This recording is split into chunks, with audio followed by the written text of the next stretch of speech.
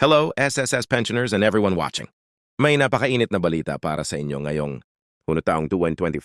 May mga bagong pagbabago na paparating sa inyong pensyon at dapat niyong malaman ito ng maaga. Kung isa kang SSS pensioner o may kamag-anak na umaasa sa SSS pension, huwag palampasin ang importanteng update na ito. Ito ang panahon para maging handa, malaman ang mga detalye at siguraduhing hindi kayo mawawalan ng benepisyo o makaligtaan ang anumang dagdag na suporta. Simula ho nyo taong 2025 may mga bagong regulasyon at adjustments na ipatutupad ng SSS na maaaring makaapekto sa halaga ng pensyon na inyong natatanggap. Marami sa atin ang nagtatanong kung may pagtaas ba ang pensyon o kung may mga pagbabago sa proseso ng pag-claim at pag-release nito. Ang sagot may mga pagbabago at ang ilan, dito ay positibo lalo na para sa mga matagal ng mga pensyoner na naghihintay ng karagdagang tulong para sa kanilang pangaraw-araw na pangangailangan. Hindi lamang ito tungkol sa posibleng pagtaas ng pensyon, kundi pati na rin sa mga bagong paraan ng pag-apply, mga eligibility requirements at mga benepisyong maaaring madagdagan. Kasama rin dito ang mga update sa online systems na mas magpapadali sa proseso pati na rin ang mga bagong programa para sa mga senior citizens na inaasahang magpapabuti sa kanilang kalagayan. Sa panahon na yon, mahalaga ang bawat sentimo kaya ang anumang dagdag na benepisyo mula sa SSS ay malaking bagay. Huwag kalimutang sundan ang buong video dahil tatalakayin natin ang lahat ng detalye mula sa mga bagong patakaran hanggang sa mga hakbang na dapat gawin para mapanatili at mapabuti ang inyong pensyon. Mahalagang maging updated para hindi maabala o mapag-iwanan sa mga pagbabagong ito. Kung sa palagay mo ay mahalaga ang impormasyong ito, i-like ang video, mag-subscribe sa channel at i-click ang notification bell para lagi kang updated sa mga pinakabagong balita tungkol sa SSS pensyon at iba pang mahahalagang benepisyo. Ang suporta mo ang nagbibigay lakas sa amin para maghatid ng mga importanteng updates para sa iyo. Ngayong nalaman na natin ang kumpirmadong pagtaas ng SSS pensyon simula ika-6 ng Hunyo taong 2025. Panahon na para talakayin ng malalim ang lahat ng detalye na dapat malaman ng bawat SSS pensioner. Ang pagbabago sa halaga ng pensyon ay hindi lamang simpleng numero sa inyong tseke. Ito ay direktang makakaapekto sa inyong pangaraw-araw na buhay lalo na sa pananalapi. Maraming pensioner ang matagal nang umaasa sa dagdag na tulong para makaagapay sa tumataas na presyo ng mga bilihin, gamot, kuryente at iba pang mahahalagang gastusin. Kaya mahalagang maging handa tayo at alam natin kung ano ang dapat asahan at gawin. Isa sa mga pinakaunang tanong ng karamihan ay kung magkano nga ba talaga ang itataas ng pensyon at kung paano ito makukuha.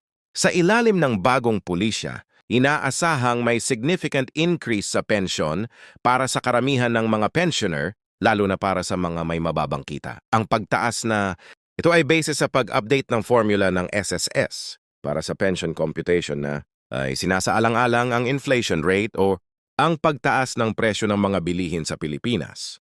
Kaya hindi lamang ito basta dagdag, ito ay isang pagsisikap na mapanatili ang kapangyarihan ng pera ng mga pensioner sa harap ng lumalaking gastusin.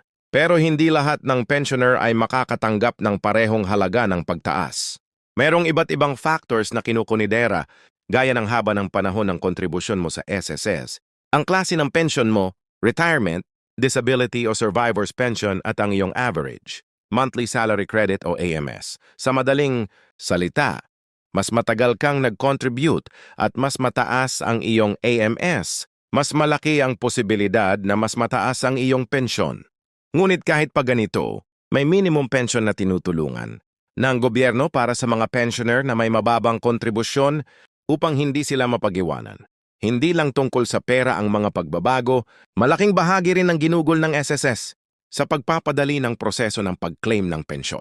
Sa digital age na ito, maraming pensioner ang nahihirapan dahil sa limitadong access sa teknolohiya. Kaya isa sa mga malaking improvement ng SS ay ang pagpapalawak ng kanilang online services kung saan pwede nang makita ang status ng pensyon, download ang mga dokumento, at mag-apply para sa iba pang benepisyo nang hindi na kailangang pumunta pa sa opisina. Ang ganitong serbisyo ay malaking tulong, lalo na sa mga matatanda at may mga kapansanan na nahihirapang lumabas ng bahay. Bukod pa rito, pinapalawak din ng SSS ang kanilang mga health and wellness programs para sa mga pensioner. Alam natin na malaking bahagi ng pensyon ay napupunta sa gastusang medical kaya importante ang pagkakaroon ng mga programa na nagbibigay ng diskwento sa mga gamot, check-up at iba pang serbisyong pangkalusugan. Sa partnership nila sa ilang ospital at Clean ICA, inaasahang mas marami pang pensioner ang makakakuha ng priority service at mas mababang bayad. Ito ay malaking ginhawa lalo na sa mga nangangailangan ng regular na konsultasyon at gamot. Isa pang magandang balita ay ang pag-update ng eligibility criteria ng SSS para sa mga benepisyong ito.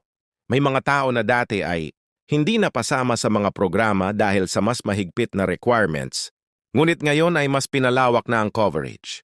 Kaya kung dati ay na-deny ka o hindi nakatanggap ng benepisyo, panahon na para muling suriin ang iyong status dahil baka ngayon ay kwalipikado ka na. Mahalaga ang ganitong pagbabago upang mas marami pang tao ang makatanggap ng tulong mula sa gobyerno. Sa usapin ng proseso, maraming pensioner ang nangangamba kung magiging mahirap ba ang pag-apply o pagkuha ng pensyon.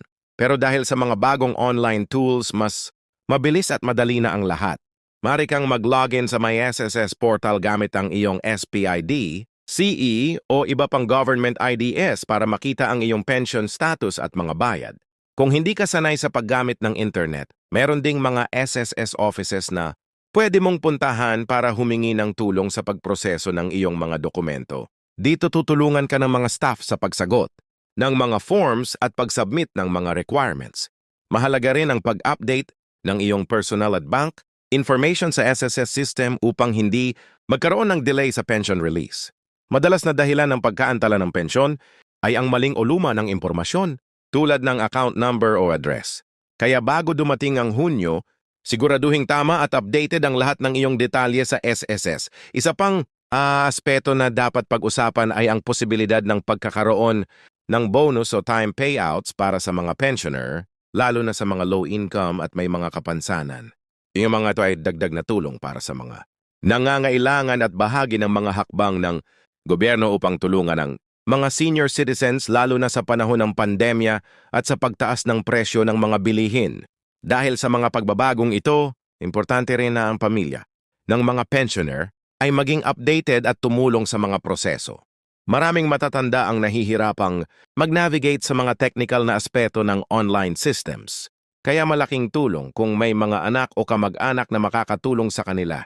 Ang pagiging informed ng buong pamilya ay makakatulong para masigurong hindi makakaligtaan ang mga benepisyo. Bukod sa mga nabanggit, nakikipagtulungan ng SSS sa iba pang government agencies tulad ng PhilHealth upang mas maayos na ma-coordinate ang mga serbisyo para sa mga pensioner.